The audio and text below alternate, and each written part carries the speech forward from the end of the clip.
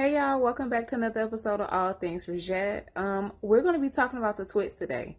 So first things first, let me just apologize. It's going to be a lot of spoilers. So if you haven't seen it yet, I'm going to be talking about all kind of stuff that happened up and through the movie. Still feel free to watch it. I would like to hear your feedback on this particular show, on this movie, because I found it to be completely out of pocket. So let's start with some background, okay? Like I had to take full on notes. You hear me? All right. So listen, number one. So the Twits. It was actually written in the 1980s. It is a children's novel. This movie is rated TV PG. I have to disagree. This is not a story for children, in my personal opinion. Okay, so this is the synopsis. So a spiteful, lazy, and unkempt couple, all true, who continuously play nasty tricks on each other to amuse themselves and exercise their devious wickedness on their pet monkeys. Okay, so that is the synopsis of the 1980s novel. And it was written by a British author. And this actual author has written a whole bunch of like OG movies that are a part of my childhood, like Matilda and a whole bunch of other like really cool movies, right? But this one in particular, I'm like, nah, this is not TV PG. Okay, and it was also a musical adaptation in 1999. Cool. So that's a little bit of background of the Twits and the author. Now, to the very first thing that was out of pocket. So when soon as it come on, there's fleas in this dude's beard. You see his beard, right? Nasty. Absolutely disgusting.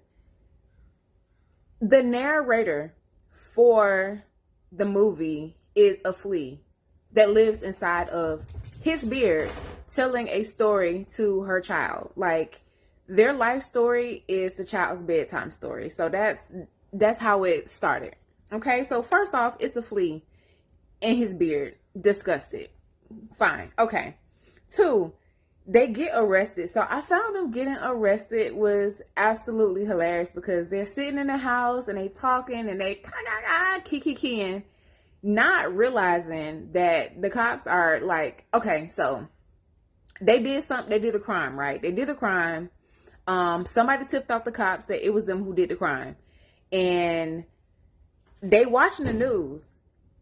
And while they're watching news, okay, so they did a crime, and through them doing this crime, somebody turned them in.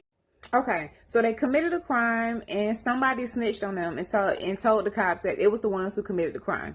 Okay, so while they're in the house, they talking trash, they watching the news, and as they turn to each other talking about the news, they're missing the live feed of the cops running to knock down their door. Okay, so I thought that was hilarious. Next point. They ate some worm spaghetti. Disgusting. Okay? Worm spaghetti. Now, what I do love that was kind of out of pocket. They have this contraption where their bed is, I don't know where the heck their bed was. So they lived in this, looked like damn near condemned house. It was this crazy amalgamation of stuff they put together, right? Essentially like a junkyard. But whatever. So they pressed a lever. And this lever took the bed all throughout the house, up, right, left, down. I mean, the bed getting to where they were, which was in the living room, it was a roller coaster ride. And it looked really fun. But I mean, I can just imagine the whole place stank. It was disgusting. But I like the idea. I like the idea of you just being able to summon your bed to wherever you are in the house. I thought that was a great idea. I was feeling that. I appreciated that idea right there.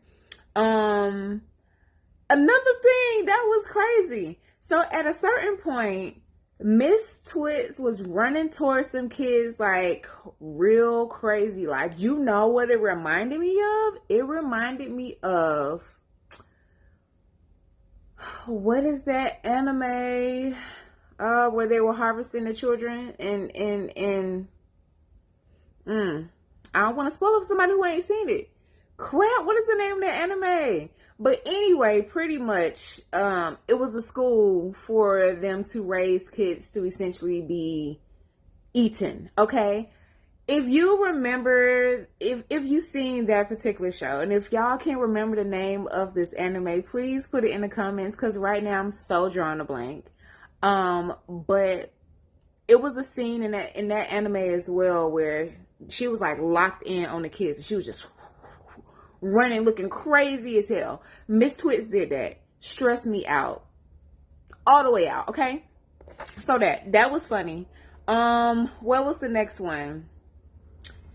And okay, everybody got crazy names. I mean, the Twits is probably the most normal name that's on there, but everybody got crazy names. So there's a guy who runs the children's shelter, or the group home, I should say, and his name is Mr. Napkin.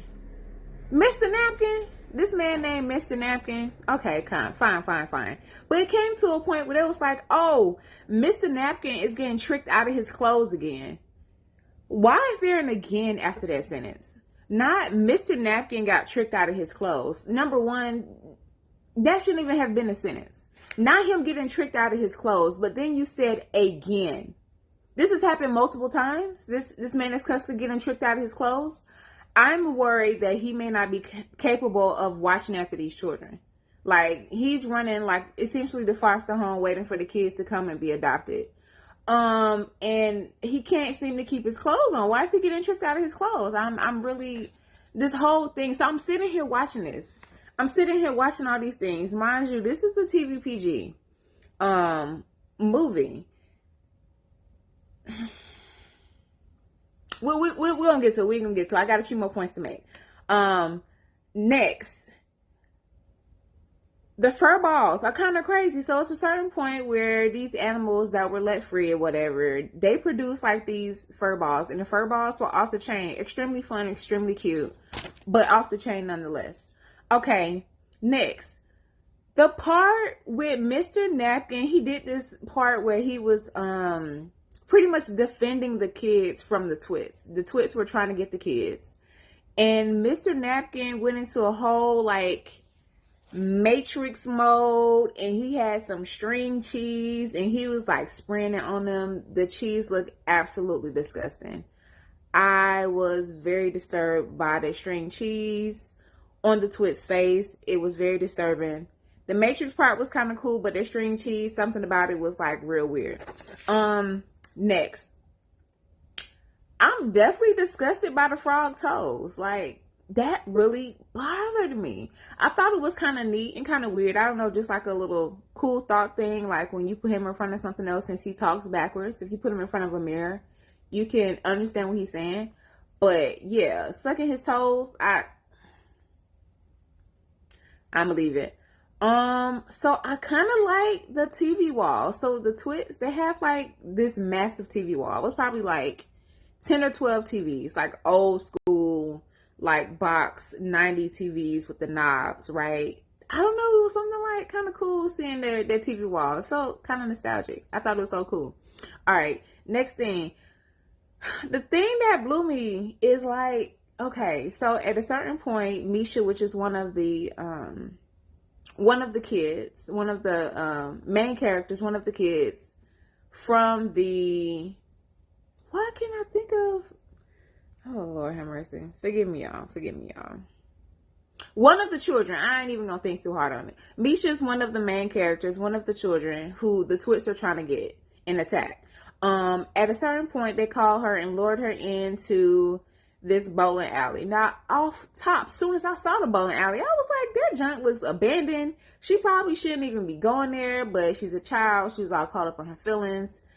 It was a trap. She shouldn't have went. I think everybody else knew it was a trap, but I think she went on her own.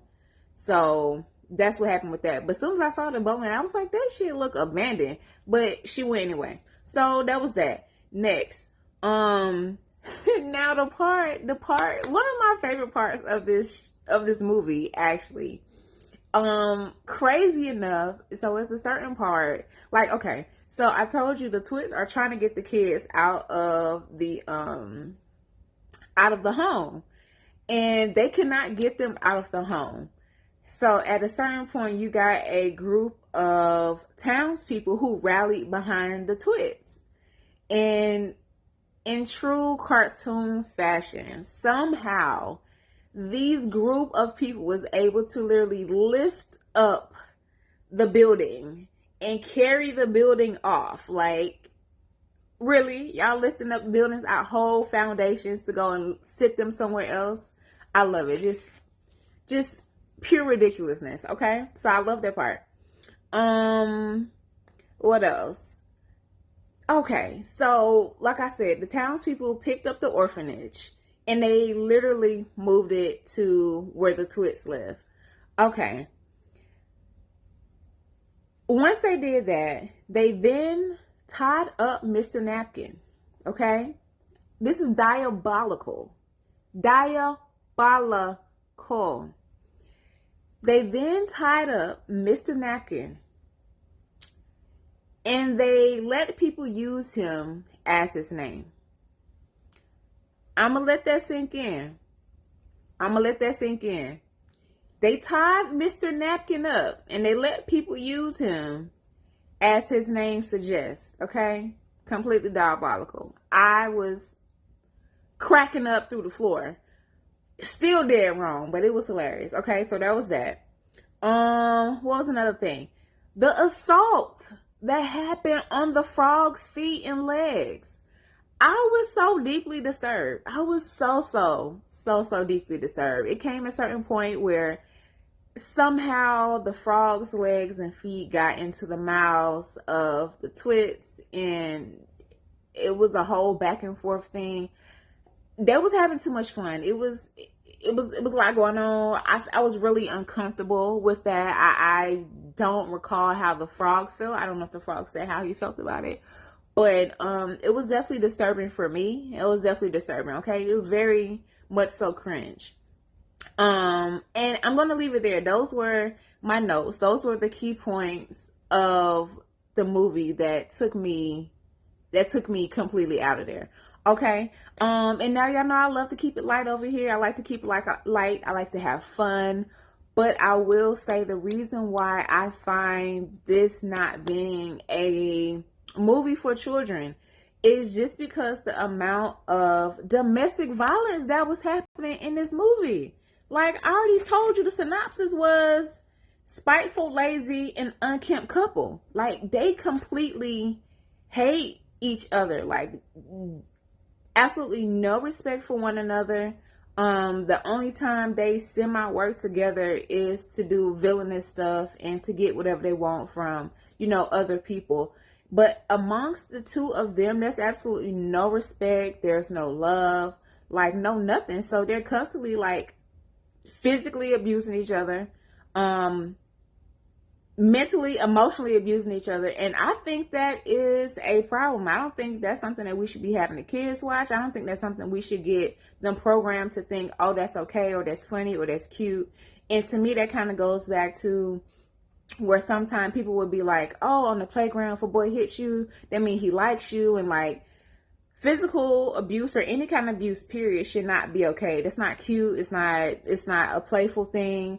That is not how you demonstrate love and or respect or admiration for someone. That's not how you should be showing someone that you're interested. Clearly in their situation for the movie, it's already known that they're a married couple and they absolutely despise each other and that they're abusive towards each other. So with that being said, we know that that's their basis, but I don't think that should be a basis in a child's movie. Like I said, this was written as a child novel in the 1980s. This movie, The Twits, it was a novel written in the 1980s. It is for children. It was specifically written for children. It is a children's novel. But I don't think that is something that we should be teaching the kids. I don't think that's something that should be put off as a playful thing for children to see people who are supposed to be in a union together and people who are supposed to be working together, abuse each other. because a lot of things they were doing to each other, I mean, 100% destructive. It was 100% abusive, and I was like, ugh, this is not a child's movie. So I had all those takeaways and things that I said before, and I found them completely out of pocket. A lot of stuff that was cringe. And while I'm watching a lot of things, I was like, wow, this is not okay. This is not for children. This is not something that I would want my child to watch. Because I'm like, what kind of precedents are you setting for it to be okay for a guy to hit you, or if I had a son, for his girlfriend to be beating up on him, you know? And I just don't think that's cool. So for those purposes, I don't think it should be labeled a child's movie. This isn't something, like I said, I would show my kids, but it is rated TV PG. Let me know if you all seen it. I would like to know what your thoughts are about it. You know, if you have a favorite part from the movie, if you agree, disagree, just whatever, let me know. Give me some feedback on this movie, The Twits. And yeah, we'll talk about it. Holla.